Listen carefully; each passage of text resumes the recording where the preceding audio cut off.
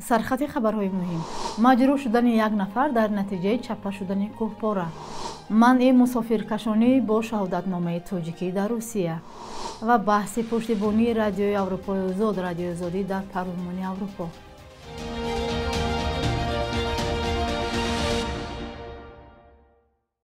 روزتان بخیر باشد بیننده های گرامی، امیدوارم خوبید. شما برنامه نویدی بامنادی رو تماشا دارید. امروز چهارشنبه 2 اپریل. بر اثر چپه شدن کوهپاره در راه لوکان دنقره ولایت خاتلون یک کس مجروح شده در بیمارستان بستری است. کمیته حالتهای فوق‌العاده تاجیکستان روز 1 اپریل گفت به دو ماشین یا خودروی مرسدس بنز و اوپل زفیرا نیز ضرر رسیده است. بنابر نوارهایی که در شبکه‌های اجتماعی نشر شد، دو ماشین قسماً زیر سنگ ماندند و راه بسته شد. مقامات میگویند راه را پاک کردند و حرکت ماشین ها به دو سمت تامین شد. راه بختر لوکان کولو 5 ماه پیش بازبینی شده بود. نمایندگی وزارت مهنت، مهاجرت و شغل اهالی تاجیکستان در روسیه با پخش یک اظهارات خبر داد که من بعد مهاجران تاجیک نمیتوانند با شهادتنامه رانندگی ملی در حدود روسیه به مسافرکشانی مشغول شوند.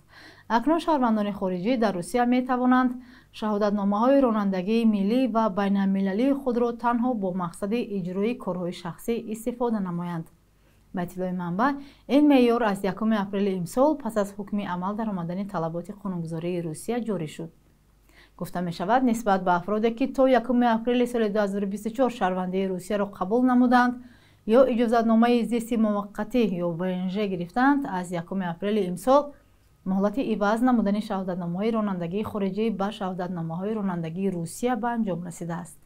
با تاکید نمایندگی منبع، شهروندان خارجی نمی توانند که در حدود روسیه با شهادتنامه‌های رانندگی کشور خارجی یا بین المللی به فعالیت مهنتی از جمله مسافرکشانی مشغول شوند. حتی اگر اداره کردن واسطه نقلیات یک بخش فعالیت مهنتیشان باشد هم نمی توانند واسطه نقلیات را توسط شهادتنامه رانندگی ملی استفاده برند. به شهروندان خارجی از آن جمله به مهاجران تاجیک مهلت داده شده است که شهادتنامه‌های رانندگی خود را به شهادتنامه رانندگی روسیه در مهلت 1 سال عوض نمایند. در صورت رعایت نکردن این طلبات نسبت به مهاجران، طبق کدکس حقوق بیانکنی ماموری روسیه پرونده ماموری ترتیب داده شده به جوابگری ماموری کشیده می شوند. دادستانی روسیه از دادگاه عالی آن کشور درخواست کرد که گروه طالبان را از فهرست سازمان‌های تروریستی بیرون کند. به نوشته رسانه‌های روسی، دادگاه عالی روسیه این درخواست را روز 17 اپریل بررسی خواهد کرد. وزارت کارهای خارجی و وزارت عدلیه روسیه هفته گذشته از پرزیدنت ولادیمیر پوتین خواستند که طالبان را از فهرست سازمان‌های فعالیتشان ممنوع بیرون کند. روسیه در سال 2003 طالبان را در روی خط سازمان‌های تروریستی قرار داده بود. هرچند مسکو در سال‌های اخیر تماس‌های با طالبان برقرار کرده، رابطه‌های دو طرف به ویژه پس از بازگشت این گروه به قدرت در تابستان سال 2021 نزدیکتر شده است. تا کنون حاضر نشده بود که این گروه را از فهرست سیاه خود بیرون کند. ارمنستان تصمیم گرفته است از عضویت در سازمان پیمانی امنیتی دست جمعی خودش شود.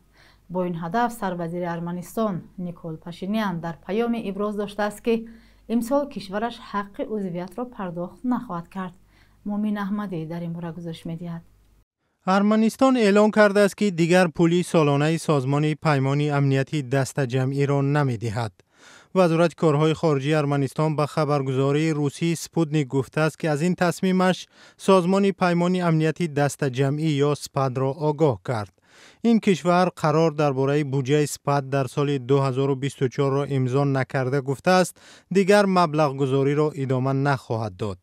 سال گذشته نیکول پاشینیان سروزیر ارمنستان اعلام کرد که کشورش از عضویت در سازمان پیمانی امنیتی دست جمعی خارج می شود. اعتراض ارمنستان این است که این سازمان در جنگ در قره‌باغ کوهی وظیفه‌های خود را اجرا نکرد. قره‌باغ کوهی از سال 1990 تا سال 2023 از جانب ارمنی تباران طرفدار ارمنستان اداره می‌شد. جامعه جهانی این منطقه را خاک آذربایجان می‌دانست. سال 2023 آذربایجان با برگزاری یک عملیات نظامی آن را دوباره از خود کرد. سازمان پیمانی امنیتی دست جمعی یک سازمان است که پس از پاشخوری اتحاد شوروی از جانب روسیه تأسیس یافت و حالا قزاقستان، قرقیزستان، روسیه، بلاروس و تاجیکستان شامل آن هستند.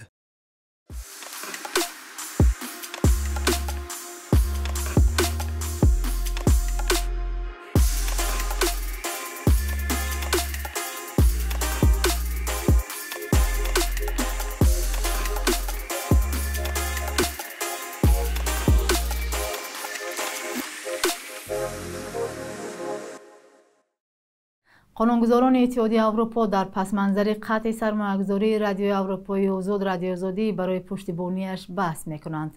مارتا کوس کمیسری اروپایی به توصیه از ضرورت حفظ رادیوی اروپایی آزاد رادیو آزادی قید کرده تاکید کرد که اگر ما این کار را انجام ندهیم به تمام جهان خودکامه تحفه پیشکش میکنیم.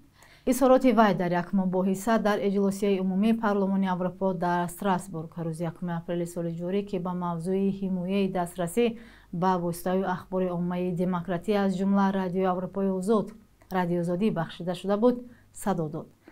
بحث در پاسخ به فرمان پرزیدنت دونالد ترامپ رئیس جمهور آمریکا از 14 مارس به آژانسی آمریکایی به واو که نهادین نظارت رادیوی اروپای آزاد رادیو آزادی است آغاز شد.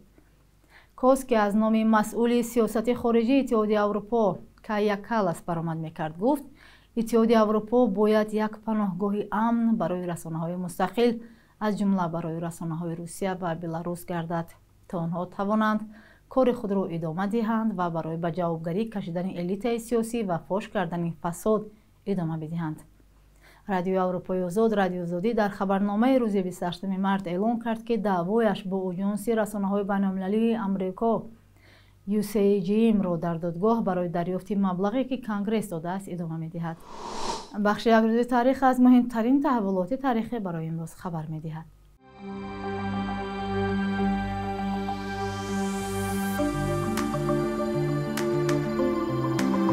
دوم اپریل به شرف زادروز هانس کریستیان اندرسن افسانه‌نویس معروف جهانی روز بین‌المللی کتاب کودکان اید کرده می شود.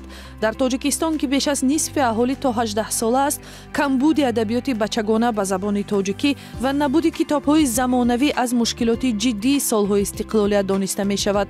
یک مشکل جدی را در کمبود صفی نویسنده‌های چنین ادبیات هم می دانند. دوم اپریل سال 1935 را چون سنه افتتاح نخستین سیرک تاجیک در دوره شوروی مینامد. هرچند مردم قلمرو آسیای مرکزی با هنر گروه‌های خلقی دارباز و مسخره‌بازان و کرنه سرنای نوازان خیابانی از قدیم آشنا میباشد.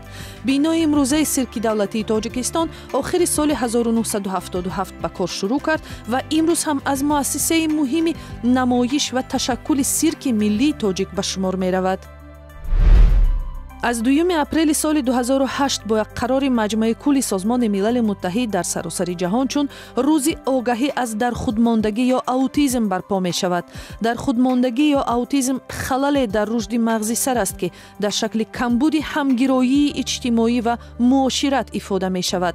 در تاجیکستان نه کمتر از 300 نفر تا 18 ساله گرفتاری در خودماندگی یا اوتیسم به سر می برد. بانک ملی قرب اسعار خارجی را چنین تعیین کرده است. صبح امروز قرب روبل کمی پایین رفته 1000 روبل به 128 سومانی برابر است. 100 یورو به 1176 سومانی و 100 دلار 1090 سومانی مقرر شده است.